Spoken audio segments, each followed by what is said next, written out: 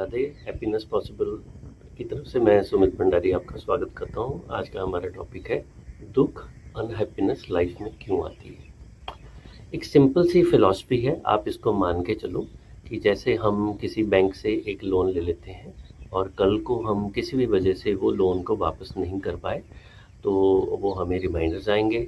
फिर उसके बाद कोई ना कोई बैंक का जो रिकवरी वाले होते हैं वो आएंगे, हमसे पैसे मांगेंगे, नहीं तो वो फिर अगर मैं अवॉइड करने की कोशिश करूँगा तो वो घर पे भी आके हरास करेंगे। तो it is a kind of very stressful experience. बहुत सारे लोग इस चीज़ को फेस करते हैं। दुख होते हैं लाइफ में, ये उसी तरह है। हमने अपने पूर्व जन्मों में कभी ना कभी किसी से लोन लिया है। लोन का मतलब क्या हुआ, हमने कोई पाप किए। पाप क्या होता है, जब आप किसी अच्छी पोजीशन के ऊपर हो लाइफ में, आपके पास पावर है, अथॉरिटी है, समाज में रुतबा है, या आप किसी रिलेशनशिप में थोड़ा सा ऊपर हो, तो उसको मिसयूज़ करके आप सामने वाले का दुख देते हो सामने वाले को, या आप किसी रीज़न से उसके हक को मार लेते हो। तो कुछ भी ऐसी एक्टिविटी है जिससे किसी का हमने किसी को दुख पहुँचाया है। ये समाज में भी जैसे कोई नौकरी कर रहा है और उसने रिश्वत ले ली तो आपने एक बहुत गलत काम किया हुआ है। ये आपकी पाप की कैटेगरी के अंदर आ जाएगा, जिसको हम बोलेंगे बैड कर्मा। तो हम लोगों की जो ज़िंदगी होती है वो कई कई जन्मों के अंदर अलग अलग कैटेगरीज के अंदर हम लोग स्पीशीज़ के अंदर पैदा होते हैं। उसके अंदर भी हम लोगों की शास्त्रों के अंदर ये क्लियरली डिफाइंड है कि सपोज करो आप शेर हो, चींटी हो, आप पेड़ हो, हर एक केस के अंदर हमारी एक ड्यूटी है। अगर हम वो ड्यूटी को पूरी नहीं करते और सामने वाले को दुख पहुँचाते हैं मिस यूज़ ऑफ अथॉरिटी की वजह से, तो वो हमारे खातों में एक लोन लिखा जाता है।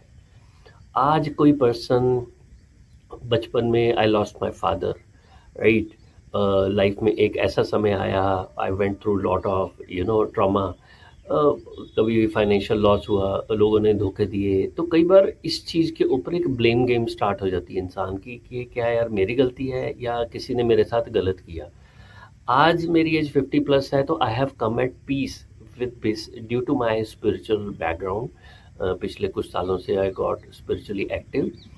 आई had my own fair phase और शेयर लाइफ में। अब मैंने भी बहुत कुछ जो सामाजिक मान्यताओं के हिसाब से maybe I didn't live best of the standard kind of life, but now have come at peace कि वो जो सारी चीज़ें होगी लाइफ में जिनको उस टाइम पे एक स्ट्रेस आया, डिप्रेशन बोल सकते हो, मेंटल हेल्थ इशू होते हैं, इसने मेरा ये किया, इसने मेरे लिए लाइफ में डिसीजन लिए, वो ब्लेम गेम लाइफ में ख़त्म हो चुकी है। क्यों? I realise at a particular point of time कि वो हमारे बैड कर्मा ही थे। वो मैंने बैंक से लोन लिया था जो नहीं चुकता किया, तो इस जन्म में किसी ना किसी रूप के अंदर आके कोई मेरा रिश्तेदार, कोई मेरा दोस्त, कोई ना कोई जाने अनजाने के अंदर आप भी लाइफ में महसूस करते होंगे ना कि जैसे किसी का ब्रेकअप हो गया और बंदे को लगे यार मैं तो ऐसा नहीं था या मैं ऐसी नहीं थी, मेरे साथ ऐसा क्यों हुआ। तो आप इस चीज़ को रियलाइज़ करो कि वो लोन दे दिया।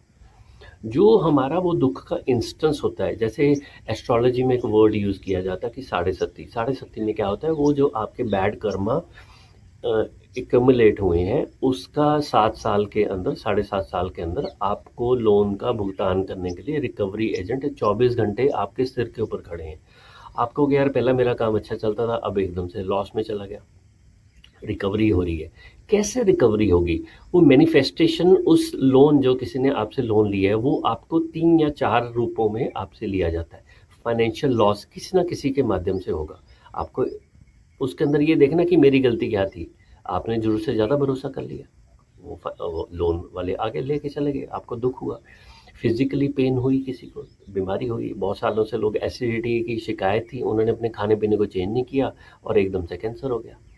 बहुत सारे लोगों को रिलेशनशिप में कोई ना कोई इशू हुआ, और कईयों को स्पिरिचुअल लॉस हुआ कि गलत आश्रम में चले गए और गलत जगह पे किया, तो उसको गुरु भाइयों ने तंग किया या किसी न किसी ने उसको डिच किया।